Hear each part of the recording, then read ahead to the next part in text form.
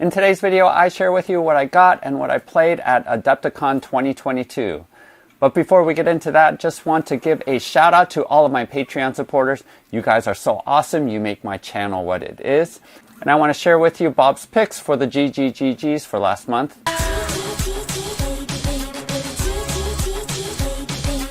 Each month, Bob the Polder picks some of my Patreon supporters to receive gratitude gifts. And for March of 2022, Katie G received the Flatline City 2 All-In Pledge. Steve M and Dweezil received the League of Dungeoneers All-In Pledges.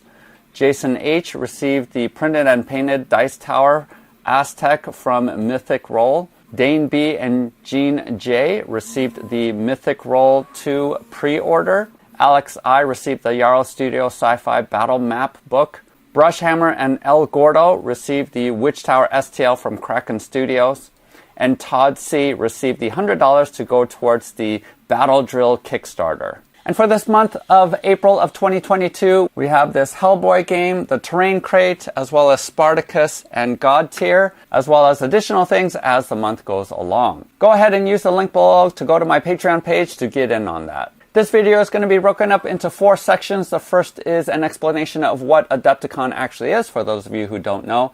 The second section is the games that I played and the tournaments. The third section is going to be the loot that I got, as well as the purchases that I made. And then finally, all of the fun stuff to do around Schaumburg and my tips and tricks for going to Adepticon. Adepticon is one of the premier tabletop wargaming conventions and typically is at the end of March. And for the past 2 years, it was canceled due to COVID. But it finally opened up. So there were about 6,000 players that came in to play all kinds of tabletop games. And it really does specialize on tabletop wargaming with pushing miniatures around on a table, not so much board games. And so it's actually one of my favorite conventions because I am really into tabletop wargaming. More so than even Gen Con, which focuses more on all kinds of board games, which I still enjoy, but making all the terrain and painting up all the miniatures for tabletop wargaming is really sort of my jam, and so I really love doing that. One of the great things about Adepticon is seeing all of the awesome terrain, all of the incredibly painted miniatures, and so there are just rows and rows of people's incredible paint jobs and incredible armies. So obviously the biggest game space is for Warhammer, both 40K as well as Age of Sigmar, in addition to the smaller ones like Warcry and Kill Team. So it's just great to just walk through the exhibit halls and just look at all of the incredible terrain and paint jobs and just be inspired with my own terrain and painting as well. This year I was really surprised because the Legion players for Star Wars, it seemed like the numbers have increased a lot since 2 years ago when I went last. And so I think a lot of people started playing Star Wars Legion and it's become more and more popular. As well as Star Wars X-Wing is still really popular. And other games also from Mantic like Kings of War, Deadzone, all that other stuff that I'll touch on later. So there's a huge amount of variety. As well, in the exhibit hall, there are a good number of vendors that you can go around and purchase things, spend a lot of money, and just find out all of the options for buying terrain or making terrain. And so it's just a great space to just peruse and see what new games there might be or how to augment your own with really cool terrain and miniatures. One of my favorite parts was being able to get to see people. I was able to have lunch and meet up with some of my Patreon supporters, so that was super fun. As well, I ran into Danny from 3D DM. It was great to chat with him, as well as a number of other YouTubers who focus in on tabletop wargaming or painting miniatures. So it was just great to see everybody. And they always have the Golden Demon painting contest, so it's great to just peruse and see what the pro quality level painting looks like and just to be inspired by all of those as well. This is my second year going to Adepticon and I learned from my first year's experience because I was really thinking that there were going to be events where you could learn to play. But what I found out from 2 years ago is just to go ahead and sign up for tournaments and that's how you learn to play. And I was nervous because I thought that in order to enter into tournament play, you would have to know how to play the game, you would have to be competitive, but that is not true at all.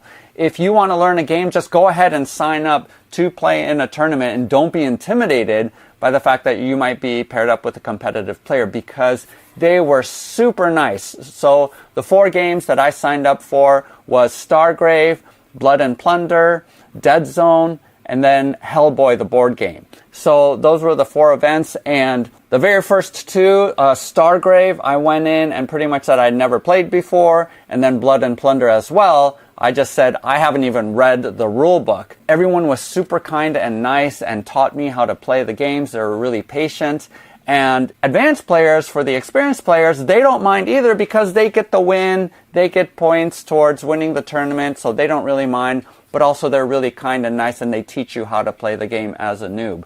One of my Patreon supporters, JJ, he entered into the Warcry tournament, and he said about that half the people that were there were new players to Warcry. You do need to enter into the events as soon as the events are opened up, because they fill up really rapidly, especially the popular games. So make sure around January or February or so, when the events open up for you to register quickly, because they do fill up. There are a bunch of other events as well. 2 years ago, I did take an airbrushing class, and there's a bunch of how to paint from beginner to advanced. So that's one of the great things about Adepticon as well. And a lot of the pro painters or people on YouTube are also there, and you get to see them painting. So that's really cool too. So I did play Stargrave for the first time, and I got to tell you, I was a little bit disappointed, and I found myself rather wanting to play Frostgrave over Stargrave. Now, this might be because I didn't know all of the powers as well as I do know the spells for Frostgrave, but I felt like in Stargrave, your captain was a little bit underpowered and wasn't quite as big of an impact on the board as your wizard is in Frostgrave. Now, one of my other Patreon supporters told me that that isn't necessarily the case. Once you get to know the powers, you can manipulate what's happening on the board just as much as you can Frostgrave. So I'll probably need to play a couple more. But I sort of walked away not being super impressed with Stargrave and feeling like I would much rather play a lot of other sci-fi rule sets rather than that. But I do know that a lot of people do enjoy Stargrave, and I might, I'd be willing to give that another chance if someone really wanted to play that. Other games that I really liked was Blood and Plunder. So I walked in not knowing how to play at all. There was a great group of guys who were really funny. A guy named Josh was wearing a pirate hat and had brought some rum to share around the table. He was really great because he really taught me how to play the game, because I said I don't know at all. And he let me borrow his miniatures as well. He gave me a faction to be able to play too. And I really, really like that game, Blood and Plunder. Especially the fatigue mechanism, I think is genius in that game. And hopefully I will come out with a video with a how to play Blood and Plunder, because I think that's a great rule set. And I did already print out some ships to play in that game. And if you want to see that video, go ahead and check it out here. But I'm super excited to get my starter set that I pre-ordered. It's supposed to be delivering at the end of maybe middle or end of April. So I'm excited to get that set, and I will produce a video. And I finally got to play Deadzone in the tournament. I played from 2 o'clock all the way to 9 o'clock at night, a 7-hour tournament, 4 rounds, and it was great. I got killed. I got slaughtered. I only won 1 game, but I had so much fun. And just like I said in my previous review video comparing Deadzone to Kill Team First Edition, definitely I think Deadzone is a fantastic skirmish game, and I can with confidence even say that it is my favorite sci-fi skirmish rule set. So my hope is actually to get in more into Deadzone and actually create a competitive list so that next year I can go in and not get so slaughtered, but actually do want to play that game more. And so much so that I am interested in hopefully trying to spread Deadzone at my local gaming club and try to get more people involved in playing. Also, the guys who are running it, I thought did a fantastic job. They're super passionate about Deadzone. I met Craig from Mantic. He came all the way from the UK, and we were able to chat. And so those guys are just great. I just love the people at Mantic overall and was really impressed. I did, even though I got slaughtered, I did get chosen for the best painted miniatures. Even though I think that should have gone to Jeff, I thought his rebs were fantastically painted. So I think he was a little bit cheated. So as a prize, I did receive this Hellboy game. And also I received the prize for the best sport, probably because I lost the hardest, but was pretty happy anyway. And so I got this terrain crate. Both of these are going to be the GGGGs for this month. But again, I had a ton of fun playing in that tournament and everyone who was there. And then finally, I did sit in on the demo for Hellboy. Even before I received this as a prize, I was considering buying this. And sure enough, this game is really, really cool and has the unique rule dynamic of everyone being able to contribute their action cubes when it's technically not their turn. So I think one of the great things about this is everyone stays engaged because it isn't just one person doing their turn at a time, but everyone contributes to the actions to beef up the dice or increase the possibilities of the other person as they roll to succeed. So this is actually a great game, and normally I think I would have totally kept this game, painted up all the miniatures, but because I just received in the mail my Kickstarter edition of Wolfenstein, and that's another kill Nazis game. I think I can only handle one Nazi killing game at this point, and so I'm going to invest in Wolfenstein, and that's why this is going to be a giveaway. But this is actually a really, really good game. So let me go ahead and share with you all of this loot that I got from Gen Con. And let's start over here.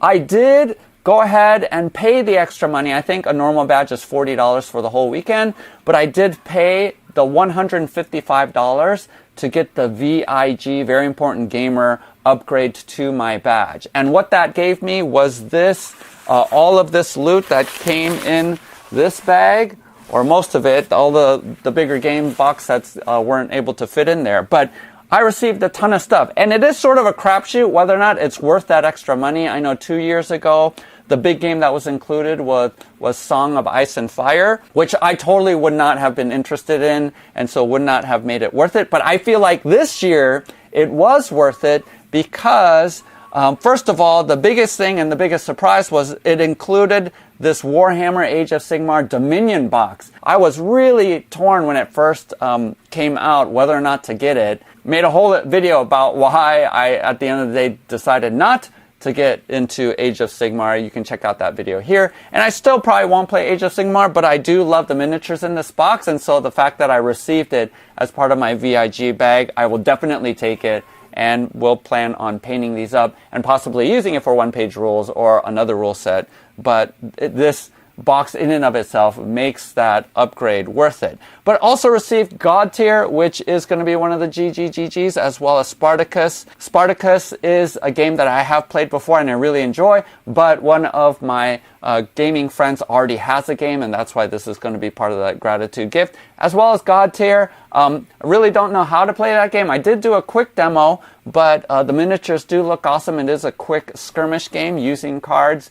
But again, I have too many skirmish games right now, so that will be one of the GGGGs as well. Also received a ton of other miniatures. So this Yoda from Star Wars Legion looks super cool, as well as received this box from War Machine, as well as Warcaster. I've never played that, so I have no idea how that plays. I will be keeping the Crisis Protocol Rogue and Gambit set because I do play Crisis Protocol, and that's like a $30 value. So again, worth it for the VIG for that. I won't go through all of this stuff, but there was a book for Beyond Antares, a fiction book, Highlander, which I didn't even know there was a game for Highlander, a bunch of historical stuff like this World of Tanks, Blood Red Sky, Airplane, a bunch of individual miniatures.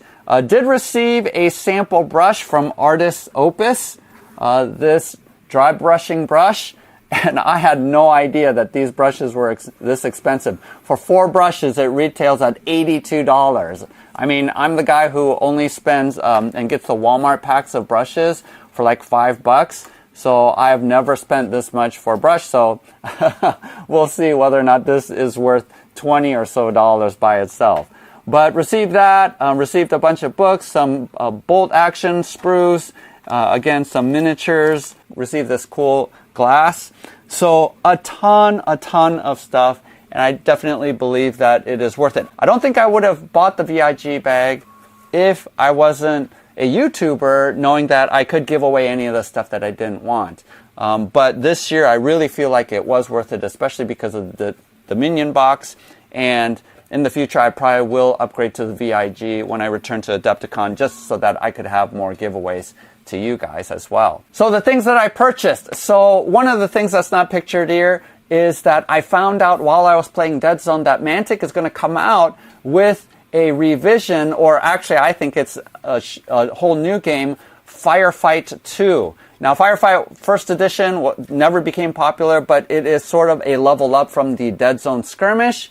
It could be sort of mass army battle, but it's sort of a medium scale, and that's going to be coming out at the end of this month of April. So I pre-ordered while I was at Adepticon because it's not available for sale right now. So I went ahead and pre-ordered that starter set, which is a pretty incredible deal at getting both a full army of Marauders as well as more Enforcers. And at the end of the day, even if I don't like the Firefight rule set, I can use those miniatures to beef up my Deadzone armies, especially my Enforcers. And so that's a really cheap way to get all the miniatures that I wanted. So I purchased that game. As well, I did pick up the Deadzone 3.0 upgrade for the rulebooks, since I only had the first and second edition rulebooks and was able to use these during the tournament. I did also purchase this backdrop from Table War, and this is basically enabling me to be able to take better pictures of my miniatures or close-ups of my miniatures for my videos.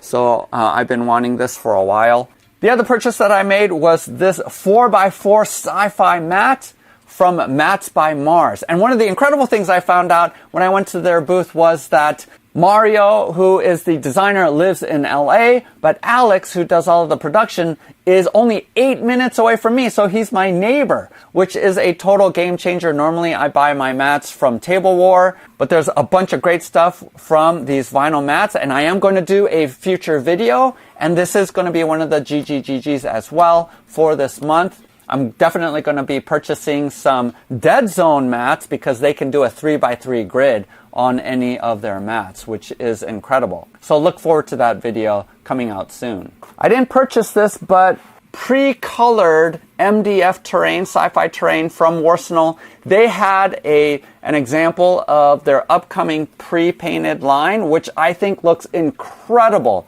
Looks just amazing, and definitely want to give you guys a review video once more of those come out. So, but thank you to Warsenal when I came up and said, hey, I have a YouTube channel, would love to do a review of your terrain, and he just handed this to me, this $30 value, and said, sure, go ahead and have this, and would be interested in more collaborations in the future. So look forward to that video coming out once more of that terrain is there. But the place where I spent the most was actually for paints. And so I purchased this from Monument Hobbies Pro Acryl, and it is pronounced that way. I asked them specifically, and I bought their entire set. Set number 4 is not here.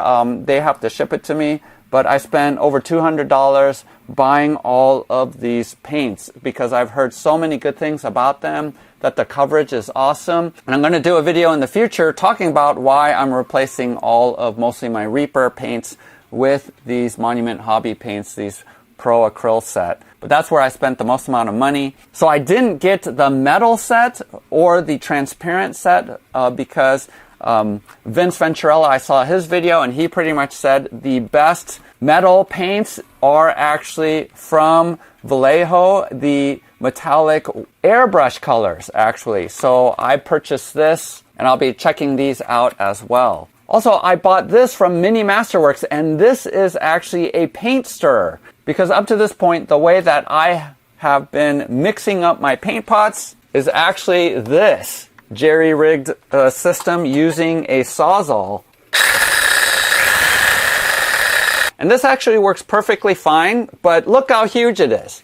And the times that I need to use it as a Sawzall, I have to take this off, and that's a total pain. So instead of storing this underneath my paint booth, I am now going to be able to use this dedicated mixer. It is a little pricey. It cost me $70. And I had looked on Amazon before because I know that they sell these things on Amazon. But what he did, people at Mini Masterworks, they bought 12 of these, and they tested all of them, and he determined that this was actually the most cost-effective, as well as wouldn't break at all, as he has a warranty. And the way that it works is you just can do it this way. You press down once and it will vibrate to stir, and you can do it this way as well. And then you can press down again to turn it off. And just 10-15 seconds, it will totally stir up your paints. Especially Pro Acryl already has balls in them. If your paints don't, you can purchase balls separately and stick them in there, and it does a great job. So I just love the fact that this is tiny compared to my Sawzall, and I can use this. But this is definitely a luxury buy. I want to just close out just by sharing with you some tips and tricks. First of all, staying at the Renaissance is fairly expensive because it's not too bad on a daily rate, but you are required to stay there for 4 nights. And I didn't want to do that, so I ended up staying right across the freeway, 10-minute walking distance from the Renaissance, and that was at the Spring Hill Suites by the Marriott. There's another Marriott right next door. I don't remember which one that is, but it was a lot cheaper. At I think our room rate was $140 per night, so was able to save some money. And honestly, parking is really hard at the Renaissance, and it isn't a big deal just to walk. Now, the weather was horrible. It was drizzly and rainy, and then the last morning it was like 15 degrees, so it was really, really cold. But again, I was able to make that walk, a 10-minute walk, just crossing the bridge over I-90, and was right there. So that wasn't a big pain. So you can save some money that way. Also, the food is massively expensive. I think I paid $5 for a can of soda in the hotel. I think a small slice of pizza was $9. So clearly you're going to be spending a ton of money if you're buying food there. But a quick walk, again, just a 10-minute walk south, will get you close to a Five Guys, a Jimmy John's, a bunch of other restaurants. If you have some time, make sure to go to Wildberry. It is totally worth it. An incredible breakfast place. And also, if you're going to be in Schaumburg and you've never been, go ahead and make the 15-minute drive east on Gulf Road to go to Mitsuwa. It is a Japanese grocery store, but they have an incredible food court in there, which has some of the best ramen that you're going to find in Chicago. So make sure you take time to go to that trip. As well, they have a little gift shop in there that has a bunch of Japanese stuff and figurines as well. So it's just a great little break if you want to take just to get some good food there. My family also went close to Woodfield Mall, where there is sushi that is on a conveyor belt, which is something we can't find here in St. Louis. So we make sure to always visit. That's just a fun experience overall. But there is just tons and tons of great restaurants right there in Schaumburg. In fact, my family and I, it's a 5-hour drive from St. Louis. We go up to Chicago on long weekends just to get good food, especially good Asian food, which is hard to find here in St. Louis. So that's some tips and tricks if you are going to plan on going to Adepticon. Only stay at the Renaissance if you're going to be there all 4 days. Otherwise, there's some really good and cheaper alternatives that are close by within walking distance. So that was my experience here at 2022 Adepticon. I'm definitely going to go next year. It was really fun and exciting. Oh, and they did just at the very end lift the masking rules. So most of the people there weren't wearing masks. Some people were. And that wasn't a big deal, but I was glad that we didn't have to wear masks during the entire time, and I felt really safe. Please like and subscribe because, as I mentioned multiple times, I'm going to be producing dedicated videos of many of these products. Again, use my link below to go to my Patreon page if you want to get in on the GGGG for this month. And please make a comment below if you did go to Adepticon. What games did you play? What are some of the things that you enjoyed about Adepticon? Otherwise, happy gaming. We'll see you next time.